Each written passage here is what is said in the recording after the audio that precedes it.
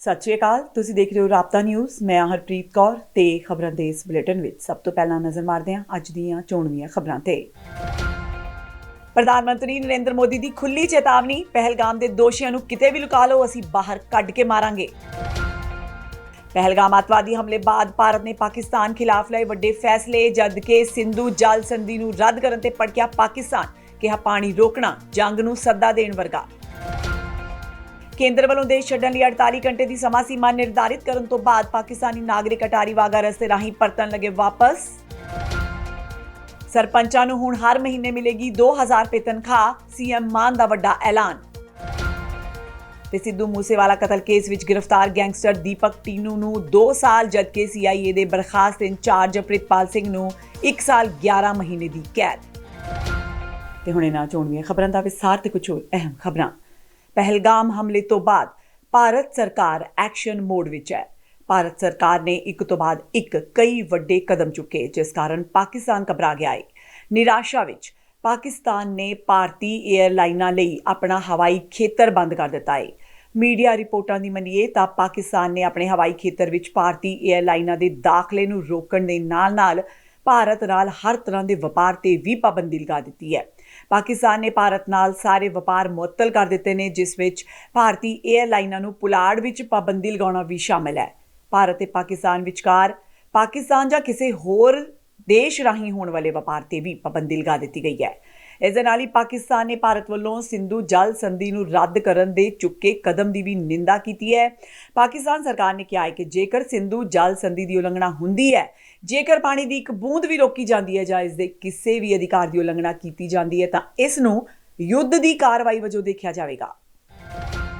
The Indus Waters Treaty of 1960 will be held in abeyance with immediate effect until Pakistan credibly and irrevocably abjures its support for cross-border terrorism. 2. The integrated checkpost Atari will be closed with immediate effect. Those who have crossed over with valid endorsements may return through that route before 1 May 2025.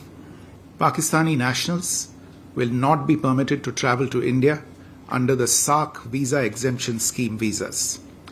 Any SVES visas issued in the past to Pakistani nationals are deemed cancelled.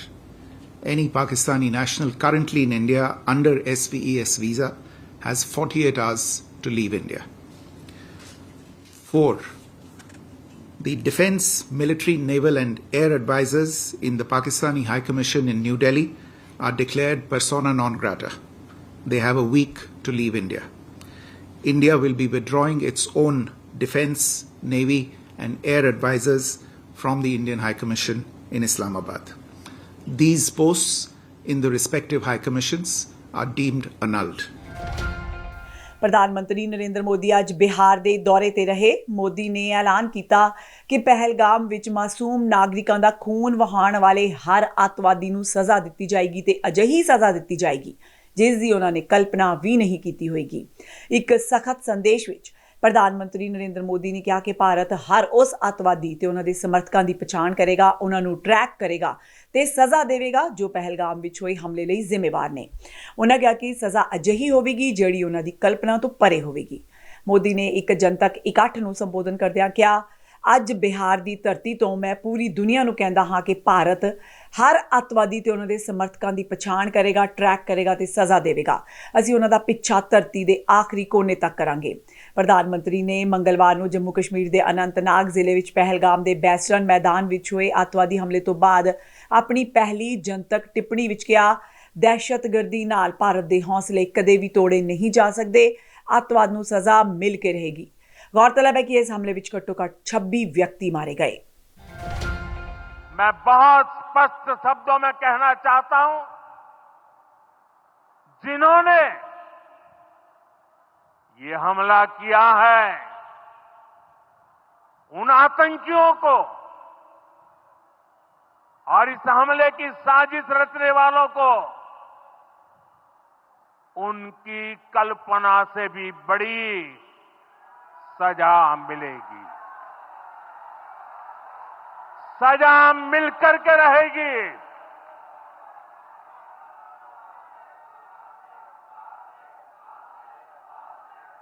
अब आतंकियों की बची खुची जमीन को भी मिट्टी में मिलाने का समय आ गया है। ਪਹਿਲਗਾਮ ਅੱਤਵਾਦੀ ਹਮਲੇ ਦੇ ਵਿਰੋਧ ਵਿੱਚ ਨਵੀਂ ਦਿੱਲੀ ਵਿੱਚ 500 ਤੋਂ ਵੱਧ ਲੋਕਾਂ ਨੇ ਪਾਕਿਸਤਾਨ ਹਾਈ ਕਮਿਸ਼ਨ ਨੇੜੇ ਪ੍ਰਦਰਸ਼ਨ ਕੀਤਾ। ਤਖਤੀਆਂ ਫੜ ਕੇ ਪਾਕਿਸਤਾਨ ਵਿਰੁੱਧ ਨਾਅਰੇਬਾਜ਼ੀ ਕਰਦਿਆਂ ਪ੍ਰਦਰਸ਼ਨਕਾਰੀਆਂ ਨੇ ਗੁਆਂਢੀ ਦੇਸ਼ ਵਿਰੁੱਧ ਫੈਸਲਾਕੁਨ ਕਾਰਵਾਈ ਦੀ ਮੰਗ ਕੀਤੀ ਤੇ ਉਸ ਤੇ ਭਾਰਤ ਵਿੱਚ ਅੱਤਵਾਦੀ ਗਤੀਵਿਧੀਆਂ ਦਾ ਸਮਰਥਨ ਕਰਨ ਦਾ ਦੋਸ਼ ਲਗਾਇਆ। पाकिस्तान इंकलाब जिंदाबाद जिंदाबाद जिंदाबाद इंकलाब जिंदाबाद जिंदाबाद जिंदाबाद हमारी एकता जिंदाबाद जिंदाबाद जिंदाबाद पाकिस्तान होश में आओ होश में आओ होश में आओ पाकिस्तान होश में आओ होश में आओ होश में आओ।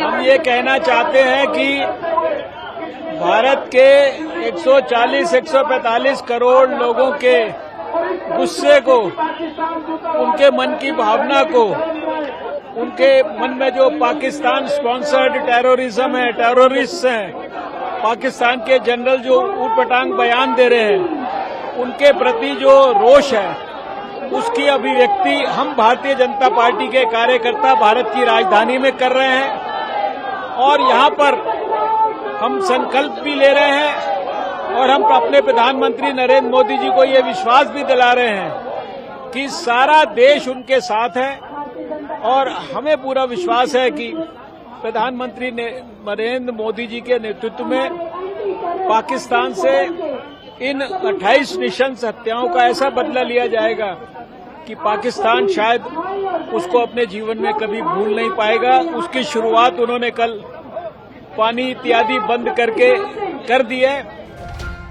ਕੇਂਦਰ ਦੀ ਮੋਦੀ ਸਰਕਾਰ ਵੱਲੋਂ ਭਾਰਤ ਛੱਡਣ ਲਈ 48 ਘੰਟੇ ਦੀ ਸਮਾਂ ਸੀਮਾ ਨਿਰਧਾਰਿਤ ਕਰਨ ਤੋਂ ਬਾਅਦ ਭਾਰਤ ਆਉਣ ਵਾਲੇ ਕਈ ਪਾਕਿਸਤਾਨੀ ਨਾਗਰਿਕਾਂ ਨੇ ਵੀਰਵਾਰ ਨੂੰ ਅੰਮ੍ਰਿਤਸਰ ਵਿੱਚ ਅਟਾਰੀ ਵਾਹਗਾ ਰਸਤੇ ਰਾਹੀਂ ਵਾਪਸ ਪਰਤਣਾ ਸ਼ੁਰੂ ਕਰ ਦਿੱਤਾ ਹੈ। ਕੇਂਦਰ ਨੇ ਬੁੱਧਵਾਰ ਨੂੰ ਕਈ ਸਖਤ ਕਦਮ ਚੁੱਕੇ ਸਨ, ਜਿਸ ਵਿੱਚ 1960 ਦੀ ਸਿੰਧੂ ਜਲ ਸੰਧੀ ਨੂੰ ਮੁਅੱਤਲ ਕਰਨਾ ਤੇ ਮੰਗਲਵਾਰ ਨੂੰ ਕਸ਼ਮੀਰ ਦੇ ਪਹਿਲਗਾਮ ਵਿੱਚ ਹੋਏ ਭਿਆਨਕ ਅੱਤਵਾਦੀ ਹਮਲੇ ਨਾਲ ਸਰਹੱਦ ਪਾਰ ਸਬੰਧਾਂ ਦੇ ਮੱਦੇਨਜ਼ਰ ਅਟਾਰੀ ਜ਼ਮੀਨੀ ਆਵਾਜਾਈ ਚੌਕੀ ਨੂੰ ਤੁਰੰਤ ਬੰਦ ਕਰਨਾ ਸ਼ਾਮਿਲ ਹੈ। विदेश ਸਕੱਤਰ ਵਿਕਰਮ ਮਿਸਰੀ ਅਨੁਸਾਰ ਪਾਕਿਸਤਾਨੀ ਨਾਗਰਿਕਾਂ ਨੂੰ ਸਾਰਕ ਵੀਜ਼ਾ ਛੋਟ ਯੋਜਨਾ ਤਹਿਤ ਭਾਰਤ ਦੀ ਯਾਤਰਾ ਕਰਨ ਦੀ ਇਜਾਜ਼ਤ ਨਹੀਂ ਹੋਵੇਗੀ ਤੇ ਇਸ ਤਹਿਤ ਭਾਰਤ ਵਿੱਚ ਮੌਜੂਦਾ ਕਿਸੇ ਵੀ ਪਾਕਿਸਤਾਨੀ ਨਾਗਰਿਕ ਕੋਲ ਦੇਸ਼ ਛੱਡਣ ਲਈ 48 ਘੰਟੇ ਨੇ। ਇਹ ਫੈਸਲੇ ਪ੍ਰਧਾਨ ਮੰਤਰੀ ਨਰਿੰਦਰ ਮੋਦੀ ਦੀ ਪ੍ਰਧਾਨਗੀ ਹੇਠ ਹੋਈ ਕੈਬਨਿਟ ਕਮੇਟੀ ਔਨ ਸਿਕਿਉਰਿਟੀ ਨੇ ਲਏ, ਜਿਸ ਵਿੱਚ ਐਲਾਨ ਕੀਤਾ ਗਿਆ ਕਿ ਅਟਾਰੀ ਵਿਖੇ ਏਕੀਕ੍ਰਿਤ ਚੈੱਕ ਪੋਸਟ ਤੁਰੰਤ ਪ੍ਰਭਾਵ ਨਾਲ ਬੰਦ ਕਰ ਦਿੱਤੀ ਜਾਏਗੀ ਤੇ ਜੋ ਲੋਕ ਜਾਇਜ਼ ਦਸਤਾਵੇਜ਼ਾਂ ਨਾਲ ਪਾਕਿਸਤਾਨ ਗਏ ਨੇ ਉਹ 1 ਮਈ ਤੋਂ ਪਹਿਲਾਂ ਉਸ ਰਸਤੇ ਰਾਹੀਂ ਵਾਪਸ ਆ ਸਕਦੇ ਨੇ। जी, पाकिस्तान जाते हैं। SGPC के हमारे प्रेसिडेंट हरजिंदर सिंह धामी की अगुवाई में जो है वो जत्थे भेजते थे, अलग अलग जत्थे जाते हैं। उसमें अभी रिसेंटली जत्थे जाने वाले थे, अभी होके भी आए, विसाखी का त्यौहार मना के बड़ी मात्रा में गए थे। अभी भी जाएंगे, अभी मई में जून में जाएगा। गुरु अर्जन देव जी शहीदी में जाना था। अभी शेर पंजाब महाराजा रंजीत सिंह की बरसी है, 30 मई को है, 30 जून को है, उस पर जाना था। अभी वो भी डिसीजन है, अभी गवर्नमेंट का डिसीजन है, नहीं बंद है तो अभी तो रोका है। टूरिस्ट के ऊपर अटैक करना गलत बात है। वो तो ना तो उनको पता था, अपनी ज़िंदगी इंजॉय कर रहे थे, ठीक है ना। तो मेरे हिसाब से तो ये जो भी काम हुआ गलत हुआ है। तो वीज़ा सिस्टम बंद होने से यहाँ पैसेंजर आने बंद हो तो आपके काम में फर्क तो पड़ेगा ही। कोई दिक्कत नहीं ऐसी।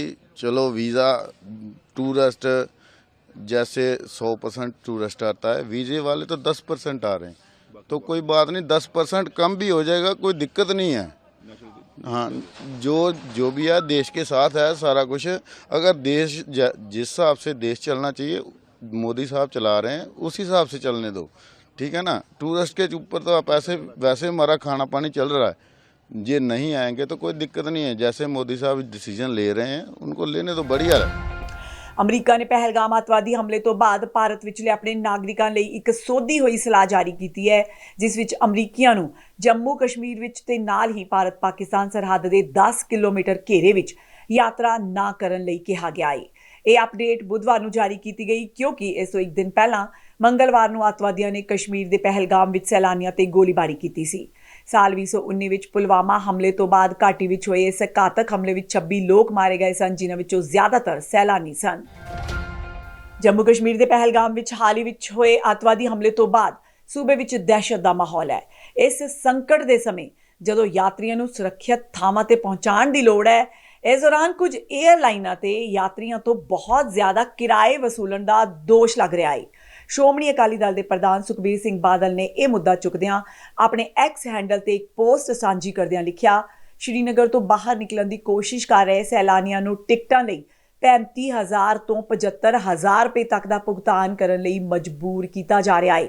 ਉਹਨਾਂ ਅੱਗੇ ਕਿਹਾ ਕਿ ਅਜਿਹੀਆਂ ਕੀਮਤਾਂ ਆਮ ਦਰਾਂ ਨਾਲੋਂ ਕਈ ਗੁਣਾ ਵੱਧ ਨੇ ਤੇ ਇਸ ਕਾਰਨ ਸੋਸ਼ਲ ਮੀਡੀਆ ਤੇ ਵਿਆਪਕ ਗੁੱਸਾ ਫੈਲ ਗਿਆ ਹੈ। ਉਹਨਾਂ ਇਸ ਨੂੰ ਮਨੁੱਖੀ ਸੰਕਟ ਤੇ ਵਪਾਰ करार ਦਿੱਤਾ ਹੈ ਤੇ ਸਰਕਾਰ ਤੋਂ ਸਖਤ कार्रवाई ਦੀ ਮੰਗ ਕੀਤੀ है। का वो भी मिस हो गया जो जम्मू में क्लाउड बर्स्ट हो गया उसके वजह से। उसके बाद 4 दिन हम लोग वही अटक के रह गए थे। फिर फाइनली एक फ़्लाइट मिला, उस फ्लाइट से अब भी हम लोग लैंड कर रहे हैं। प्राइवेट फ्लाइट से गवर्नमेंट की तरफ से भी हम लोग को हेल्प किया गया था, लेकिन हम लोग का फ़्लाइट बुक था इसलिए हम लोग ने उनको वो नहीं बोला। और हमारे साथ जो बाकी लोग थे जिनका फ़्लाइट नहीं था उन लोग को गवर्नमेंट ने भेजा हमारे साथ। हमें कश्मीर एयरलाइंस ने भी और महाराष्ट्र गवर्नमेंट ने हम लोग जम्मू कश्मीर गए थे 12 तारीख को, और 12 तारीख से 20 तारीख तक हमारा टूर था। लेकिन जो क्लाउड बस्ट हो गया उसकी वजह से पहला प्रॉब्लम आ गया, दूसरा प्रॉब्लम आ गया टेररिस्ट अटैक की वजह से। दोनों टाइम हम लोग अटक गए और फाइनली आज 24 थे और हम लोग को फ्लाइट में और हम लोग अब भी लैंड कर गए। ਪੰਜਾਬ ਕਾਂਗਰਸ ਦੇ ਪ੍ਰਧਾਨ ਤੇ ਸੰਸਦ ਮੈਂਬਰ ਅਮਰਿੰਦਰ ਸਿੰਘ ਰਾਜਾ ਵੜਿੰਗ ਨੇ ਪਹਿਲਗਾਮ ਵਿੱਚ ਸੈਲਾਨੀਆਂ ਤੇ ਹੋਏ ਹਮਲੇ ਤੇ ਪ੍ਰਤੀਕਿਰਿਆ ਦਿੱਤੀ ਹੈ। ਉਹਨਾਂ ਕਿਹਾ ਕਿ ਅਸੀਂ ਇਸ ਸਮੇਂ ਭਾਰਤ ਦੇ ਨਾਲ ਖੜੇ ਹਾਂ ਤੇ ਹਮੇਸ਼ਾ ਇਸ ਦੇ ਨਾਲ ਖੜੇ ਰਹਾਂਗੇ। ਉਹਨਾਂ ਕਿਹਾ ਕਿ ਜਿਸ ਤਰੀਕੇ ਨਾਲ ਇਸ ਘਟਨਾ ਨੂੰ ਅੰਜਾਮ ਦਿੱਤਾ ਗਿਆ ਉਸ ਤੋਂ ਲੱਗਦਾ ਹੈ ਕਿ ਇਹ ਕਿਸੇ ਬਹੁਤ ਵੱਡੀ ਸਾਜ਼ਿਸ਼ ਦਾ ਹਿੱਸਾ ਹੈ। ਰਾਹੁਲ ਗਾਂਧੀ ਨੇ ਇਸ ਘਟਨਾ ਬਾਰੇ ਅਮਿਤ ਸ਼ਾਹ ਨਾਲ ਵੀ ਗੱਲ ਕੀਤੀ ਹੈ। ਉਹਨਾਂ ਕਿਹਾ ਅਸੀਂ ਭਾਰਤ ਸਰਕਾਰ ਦੇ ਨਾਲ ਖੜੇ ਹਾਂ। ਲਾਂਘਾ ਬੰਦ ਹੋ ਜਾਣ ਜਾਂ ਨਹੀਂ, ਮੈਂ ਅੱਜ ਇਸ ਤੇ ਟਿੱਪਣੀ ਨਹੀਂ ਕਰਨਾ ਚਾਹੁੰਦਾ। ਉਹ ਤਾਂ ਗੁਰੂ ਦਾ ਘਰ ਹੈ, ਉਹਦੇ ਦਰਸ਼ਨ ਕਰਨ ਸੰਗਤਾਂ ਜਾਂਦੀਆਂ ਸਨ, ਬਹੁਤ ਸਾਰੇ ਲੋਕਾਂ ਦੇ ਸੈਂਟੀਮੈਂਟਸ ਜੁੜੇ ਹੋਏ ਹੈ। ਪਰ ਜਦੋਂ ਇਹੋ ਜੀ ਕੋਈ ਅਨਹੋਣੀ ਹੋ ਜਾਂਦੀ ਹੈ ਉੱਥੇ ਕਿਤੇ ਨਾ ਕਿਤੇ ਫਿਰ ਦੇਸ਼ ਦੀ ਜਿਹੜੀ ਇੰਟਰਨਲ ਸਿਕਿਉਰਿਟੀ ਦਾ ਉਹਦੇ ਵਾਸਤੇ ਵੀ ਫਿਰ ਚਰਚਾ ਹੁੰਦੀ ਹੈ। ਸੋ ਮੈਨੂੰ ਲੱਗਦਾ ਕਿ ਉਹਦੇ ਤੇ ਕਿਸ ਪ੍ਰਕਾਰ ਦੀਆਂ ਅੱਗੇ, ਕਿਉਂਕਿ ਅੱਜ ਉਹਦੇ ਤੇ ਟਿੱਪਾ ਟਿੱਪਣੀ ਕਰਨੀ ਮੈਨੂੰ ਲੱਗਦਾ ਸੰਭਵ ਨਹੀਂ ਹੋਏਗੀ। ਇਹ ਆਉਣ ਵਾਲਾ ਸਮਾਂ ਦੱਸੇਗਾ ਕਿ ਕਿਸ ਪ੍ਰਕਾਰ ਆਉਣ ਵਾਲੇ ਦਿਨਾਂ ਦੇ ਵਿੱਚ ਕੀ ਪਾਕਿਸਤਾਨ ਦਾ ਰਵੱਈਆ ਕੀ ਹੈ। ਉਹ ਤਾਂ ਆਟੋਮੈਟਿਕਲੀ ਜਦੋਂ ਇਸ ਤਰ੍ਹਾਂ ਦਾ ਕਰੋਗੇ ਤਾਂ ਬੰਦ ਹੋ ਜਾਣਾ ਹੈ। ਪਰ ਪਾਕਿਸਤਾਨ ਦਾ ਇਸ ਦੇ ਵਿੱਚ ਰੋਲ ਕਿੱਦਾਂ ਦਾ ਸੀ, ਪਾਕਿਸਤਾਨ ਹੁਣ ਪੇਸ਼ ਕਿੱਦਾਂ ਆਉਂਦਾ ਹੈ, ਇਸ ਗੱਲ ਤੋਂ ਬਾਅਦ ਇਹ ਸਾਰੀਆਂ ਗੱਲਾਂ ਆਉਣ ਵਾਲੇ ਸਮੇਂ 'ਚ ਖੁੱਲ੍ਹ ਕੇ ਸਾਹਮਣੇ ਆਉਣਗੀਆਂ। ਫਿਰ ਉਹਦੇ ਤੇ ਚਰਚਾ ਕੀਤੀ ਜਾ ਸਕਦੀ ਹੈ, ਕਿਉਂਕਿ ਬੜੇ ਅੰਬਾਲਾ ਪਹੁੰਚੇ ਕੇਂਦਰੀ ਰਾਜ ਮੰਤਰੀ ਰਵਨੀਤ ਬਿੱਟੂ ਨੇ ਪਹਿਲਗਾਮ ਅੱਤਵਾਦੀ ਘਟਨਾ ਨੂੰ ਕਾਇਰਤਾਪੂਰਨ ਕਰਾਰ ਦਿੱਤਾ। ਉਹਨਾਂ ਕਿਹਾ ਕਿ ਇਸ ਨਾਲ ਕਸ਼ਮੀਰ ਨੂੰ ਨੁਕਸਾਨ ਹੋਵੇਗਾ। ਉਹਨਾਂ ਹਮਲੇ ਦੀ ਨਿਖੇਧੀ ਕੀਤੀ। ਰਵਨੀਤ ਬਿੱਟੂ ਨੇ ਕਿਹਾ ਕਿ ਉਹ ਦਿੱਲੀ ਤੋਂ ਆਏ ਨੇ ਤੇ ਪਾਕਿਸਤਾਨ ਨੂੰ ਇਸ ਕਾਰਵਾਈ ਦਾ ਢੁਕਵਾਂ ਜਵਾਬ ਦਿੱਤਾ ਜਾਏਗਾ।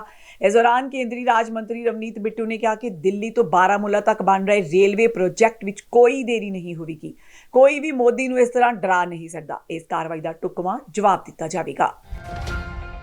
बहुत ही कायराना काम जो पाकिस्तान ने सैलानियों के साथ, खास तौर पे हमारे लिए तो वो हमारे शहीद हैं, पर इसका हमारे प्रधानमंत्री जी, हमारे home minister Amit Shah ji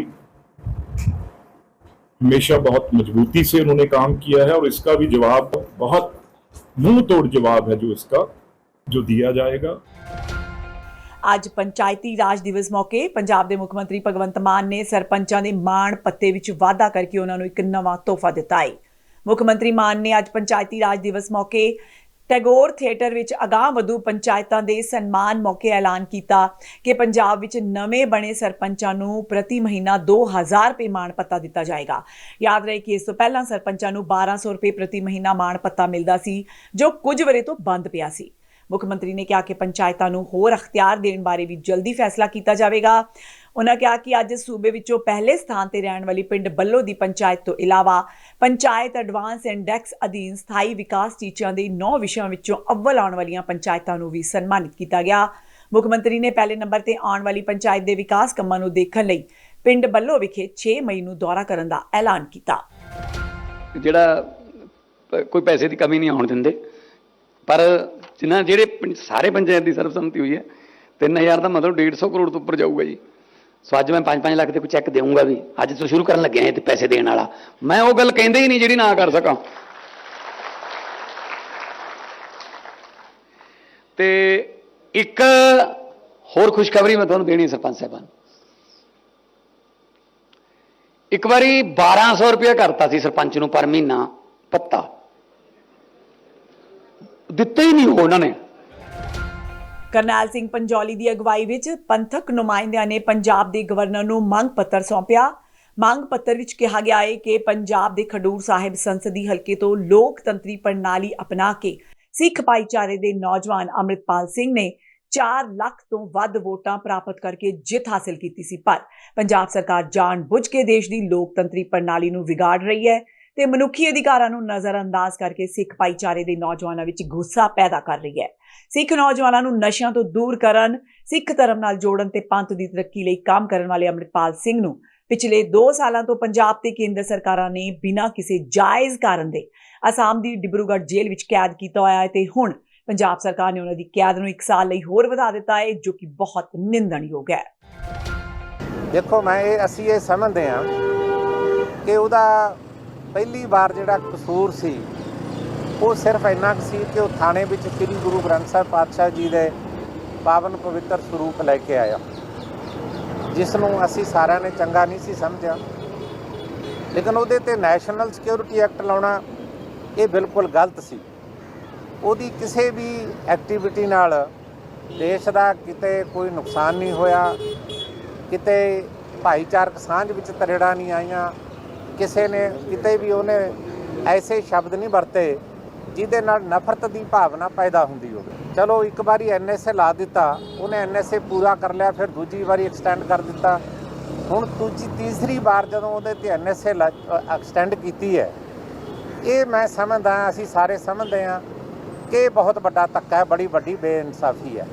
state government ਨੇ ਭਾਵੇਂ ਰਿਕਮੈਂਡੇਸ਼ਨ ਕੀਤੀ ਹੈ NSA ਲਾਉਣ ਦੀ, ਪਰ ਲਾਉਂਦਾ ਹਮੇਸ਼ਾ ਦੇਸ਼ ਦਾ ਰਾਸ਼ਟਰਪਤੀ ਹੁੰਦਾ ਹੈ। ਸ਼੍ਰੀ ਅਕਾਲ ਤਖ਼ਤ ਸਾਹਿਬ ਦੇ ਸਾਬਕਾ ਜਥੇਦਾਰ ਤੇ ਸ਼੍ਰੀ ਹਰਿਮੰਦਰ ਸਾਹਿਬ ਦੇ ਹੈੱਡ ਗ੍ਰੰਥੀ ਸਿੰਘ ਸਾਹਿਬ ਗਿਆਨੀ ਰਘਬੀਰ ਸਿੰਘ ਨੇ ਏਅਰ ਇੰਡੀਆ ਦੀ ਕਾਰਜਪ੍ਰਣਾਲੀ ਤੇ ਉਂਗਲ ਚੁੱਕੀ ਹੈ। ਗਿਆਨੀ ਰਘਬੀਰ ਸਿੰਘ ਮੁਤਾਬਕ ਉਹਨਾਂ ਨੇ ਅਮਰੀਕਾ ਦੇ ਸੈਕਰਾਮੈਂਟੋ ਵਿਖੇ ਗੁਰਮਤਿ ਸਮਾਗਮ ਵਿੱਚ ਸ਼ਮੂਲੀਅਤ ਕਰਨ ਲਈ ਨਵੀਂ ਦਿੱਲੀ ਤੋਂ USA ਲਈ ਏਅਰ ਇੰਡੀਆ ਦੀ ਫਲਾਈਟ ਰਾਹੀਂ ਬਿਜ਼ਨਸ ਕਲਾਸ ਤੇ ਸਫ਼ਰ ਕਰਨਾ ਸੀ, ਪਰ ਬਿਜ਼ਨਸ ਕਲਾਸ ਸੀਟਾਂ ਦਾ ਬਹੁਤ ਹੀ ਬੁਰਾ ਹਾਲ ਤੇ ਸਾਫ਼ ਸਫਾਈ ਪੱਖੋਂ ਨਿਮਨ ਪੱਧਰ ਹੋਣ ਕਰਕੇ ਉਹਨਾਂ ਵੱਲੋਂ ਇਸ ਤੇ ਇਤਰਾਜ਼ ਕੀਤਾ ਗਿਆ। ਮੌਕੇ ਤੇ ਸ਼ਿਕਾਇਤ ਕੀਤੇ ਜਾਣ ਕਾਰਨ ਏਅਰ ਇੰਡੀਆ ਦੇ ਸਟਾਫ ਮੈਂਬਰਾਂ ਨੇ ਉਹਨਾਂ ਨਾਲ ਦੁਰਵਿਹਾਰ ਕੀਤਾ। ਰਘਬੀਰ ਸਿੰਘ ਮੁਤਾਬਕ ਏਅਰ ਇੰਡੀਆ ਅਧਿਕਾਰੀ ਉਹਨਾਂ ਦੇ ਪਾਸਪੋਰਟ ਲੈ ਗਏ ਤੇ ਮੁੜ ਉਹਨਾਂ ਨਾਲ ਕੋਈ ਸੰਪਰਕ ਹੀ ਨਹੀਂ ਕੀਤਾ। ਰਘਬੀਰ ਸਿੰਘ ਨੇ ਕਿਹਾ ਕਿ ਏਅਰ ਇੰਡੀਆ ਦਾ ਇਹ ਵਰਤਾਰਾ ਅਤ ਨਿੰਦਣਯੋਗ ਹੈ। ਸਿੱਧੂ ਮੂਸੇਵਾਲਾ ਕਤਲ ਕੇਸ ਵਿੱਚ ਗ੍ਰਿਫਤਾਰ ਗੈਂਗਸਟਰ ਦੀਪਕ ਟੀਨੂ, ਜੋ ਕਿ CIA ਸਟਾਫ ਮਾਨਸਾ ਤੋਂ ਫਰਾਰ ਸੀ, ਦੇ ਕੇਸ ਦੀ ਸੁਣਵਾਈ ਕਰਦਿਆਂ ਅੱਜ ਮਾਨਸਾ ਦੀ ਅਦਾਲਤ ਨੇ ਗੈਂਗਸਟਰ ਦੀਪਕ ਟੀਨੂ ਨੂੰ 2 ਸਾਲ ਦੀ ਕੈਦ ਤੇ 2000 ਰੁਪਏ ਜੁਰਮਾਨੇ ਦੀ ਸਜ਼ਾ ਸੁਣਾਈ ਹੈ। CIA ਦੇ ਬਰਖਾਸਤ ਇੰਚਾਰਜ ਪ੍ਰਿਤਪਾਲ ਸਿੰਘ ਨੂੰ 1 ਸਾਲ 11 ਮਹੀਨੇ ਦੀ ਕੈਦ ਤੇ 5000 ਰੁਪਏ ਜੁਰਮਾਨੇ ਦੀ ਸਜ਼ਾ ਸੁਣਾਈ ਗਈ ਹੈ, ਜਦਕਿ 8 ਹੋਰ ਨਾਮਜ਼ਦ ਵਿਅਕਤੀਆਂ ਨੂੰ ਇਸ ਮਾਮਲੇ ਵਿੱਚ ਅਦਾਲਤ ਨੇ ਬਰੀ ਕਰ ਦਿੱਤਾ। ਸਿੱਧੂ ਮੂਸੇਵਾਲਾ ਦੇ ਕਤਲ ਕੇਸ ਵਿੱਚ ਗ੍ਰਿਫਤਾਰ ਕੀਤਾ ਗਿਆ ਗੈਂਗਸਟਰ ਦੀਪਕ ਟੀਨੂ 1 ਅਕਤੂਬਰ 2022 ਨੂੰ ਮਾਨਸਾ ਦੇ CIA ਸਟਾਫ ਤੋਂ ਫਰਾਰ ਹੋ ਗਿਆ ਸੀ। ਇਸ ਤੋਂ ਬਾਅਦ CIA staff incharge Pritpal Singh ਨੂੰ ਪੰਜਾਬ ਪੁਲਿਸ ਦੇ DGP ਨੇ ਦੀਪਕ ਟੀਨੂ ਦੀ ਮਦਦ ਕਰਨ ਲਈ ਨੌਕਰੀ ਤੋਂ ਬਰਖਾਸਤ ਕਰ ਦਿੱਤਾ ਸੀ। ਫਾਜ਼ਿਲਕਾ ਦੇ ਅਬੋਹਰ ਵਿੱਚ ਇੱਕ ਕਿਸਾਨ ਨੇ ਜ਼ਹਿਰ ਖਾ ਕੇ ਖੁਦਕੁਸ਼ੀ ਕਰ ਲਈ। ਉਸ ਦੀ ਪਛਾਣ 40 ਸਾਲਾ ਗੁਰਪ੍ਰੀਤ ਸਿੰਘ ਵਾਸੀ ਪਿੰਡ ਬਹਾਵਵਾਲਾ ਵਜੋਂ ਹੋਈ ਹੈ। ਗੁਰਪ੍ਰੀਤ ਸਿੰਘ ਤੇ ਲਗਭਗ 10 ਤੋਂ 15 ਲੱਖ ਰੁਪਏ ਦਾ ਕਰਜ਼ਾ ਸੀ। ਉਸ ਕੋਲ 2.5 ਤੋਂ 3 ਏਕੜ ਜ਼ਮੀਨ ਸੀ। ਗੁਰਪ੍ਰੀਤ ਪਿਛਲੇ ਕੁਝ ਸਾਲਾਂ ਤੋਂ ਮਾੜੀ ਫਸਲ ਕਾਰਨ ਸਮੱਸਿਆਵਾਂ ਦਾ ਸਾਹਮਣਾ ਕਰ ਰਿਹਾ ਸੀ। ਇਸ ਵਾਰ ਵੀ ਕਣਕ ਦੀ ਫਸਲ ਚੰਗੀ ਨਹੀਂ ਹੋਈ। ਉਸਨੇ ਮਾਨਸਿਕ ਤਣਾਅ ਕਰਕੇ ਜ਼ਹਿਰ ਖਾ ਲਿਆ। ਜਦੋਂ ਉਸ ਦੀ ਹਾਲਤ ਵਿਗੜ ਗਈ ਤਾਂ ਉਸਦੇ ਪਰਿਵਾਰ ਵਾਲੇ ਉਸ ਨੂੰ ਅਬੋਹਰ ਦੇ ਹਸਪਤਾਲ ਲੈ ਗਏ। ਗੰਭੀਰ ਹਾਲਤ ਨੂੰ ਵੇਖਦਿਆਂ ਡਾਕਟਰਾਂ ਨੇ ਉਸ ਨੂੰ ਫਰੀਦਕੋਟ ਰੈਫਰ ਕਰ ਦਿੱਤਾ, ਪਰ ਰਸਤੇ ਵਿੱਚ ਹੀ ਉਸ ਦੀ ਮੌਤ ਹੋ ਗਈ। ਇਹ ਸਨ ਹੁਣ ਤੱਕ ਦੀਆਂ ਖਬਰਾਂ। ਜਾਂਦੇ ਜਾਂਦੇ ਇੱਕ ਵਾਰ ਫੇਰ ਨਜ਼ਰ ਮਾਰਦੇ ਹਾਂ ਚੋਣਵੀਆਂ ਖਬਰਾਂ ਤੇ। ਪ੍ਰਧਾਨ ਮੰਤਰੀ ਨਰਿੰਦਰ ਮੋਦੀ ਦੀ ਖੁੱਲੀ ਚੇਤਾਵਨੀ, ਪਹਿਲਗਾਮ ਦੇ ਦੋਸ਼ੀਆਂ ਨੂੰ ਕਿਤੇ ਵੀ ਲੁਕਾ ਲਓ, ਅਸੀਂ ਬਾਹਰ ਕੱਢ ਕੇ ਮਾਰਾਂਗੇ। ਪਹਿਲਗਾਮ ਅੱਤਵਾਦੀ ਹਮਲੇ ਬਾਅਦ ਭਾਰਤ ਨੇ ਪਾਕਿਸਤਾਨ ਖਿਲਾਫ ਲਏ ਵੱਡੇ ਫੈਸਲੇ, ਜਦ ਕਿ ਸਿੰਧੂ ਜਲ ਸੰਧੀ ਨੂੰ ਰੱਦ ਕਰਨ ਤੇ ਭੜਕਿਆ ਪਾਕਿਸਤਾਨ, ਕਿਹਾ ਪਾਣੀ ਰੋਕਣਾ ਜੰਗ ਨੂੰ ਸੱਦਾ ਦੇਣ ਵਰਗਾ। ਕੇਂਦਰ ਵੱਲੋਂ ਦੇਸ਼ ਛੱਡਣ ਲਈ 48 ਘੰਟੇ ਦੀ ਸਮਾਂ ਸੀਮਾ ਨਿਰਧਾਰਿਤ ਕਰਨ ਤੋਂ ਬਾਅਦ ਪਾਕਿਸਤਾਨੀ ਨਾਗਰਿਕ ਅਟਾਰੀ ਵਾਹਗਾ ਰਸਤੇ ਰਾਹੀਂ ਪਰਤਣ ਲੱਗੇ ਵਾਪਸ। ਸਰਪੰਚਾਂ ਨੂੰ ਹੁਣ ਹਰ ਮਹੀਨੇ ਮਿਲੇਗੀ 2000 ਰੁਪਏ ਤਨਖਾਹ, CM ਮਾਨ ਦਾ ਵੱਡਾ ਐਲਾਨ। ਤੇ ਸਿੱਧੂ ਮੂਸੇਵਾਲਾ ਕਤਲ ਕੇਸ ਵਿੱਚ ਗ੍ਰਿਫਤਾਰ ਗੈਂਗਸਟਰ ਦੀਪਕ ਟੀਨੂ ਨੂੰ 2 ਸਾਲ ਜਦਕਿ CIA ਦੇ ਬਰਖਾਸਤ ਇੰਚਾਰਜ ਪ੍ਰਿਤਪਾਲ ਸਿੰਘ ਨੂੰ 1 ਸਾਲ 11 ਮਹੀਨੇ ਦੀ ਕੈਦ। ਇਸ ਦੇ ਨਾਲ ਹੀ ਰਾਬਤਾ ਨਿਊਜ਼ ਦਾ ਖਬਰਾਂ ਦਾ ਬੁਲੇਟਿਨ ਖਤਮ ਹੁੰਦਾ ਹੈ। ਆਗਿਆ ਦਿਓ। ਸਤਿ ਸ਼੍ਰੀ ਅਕਾਲ।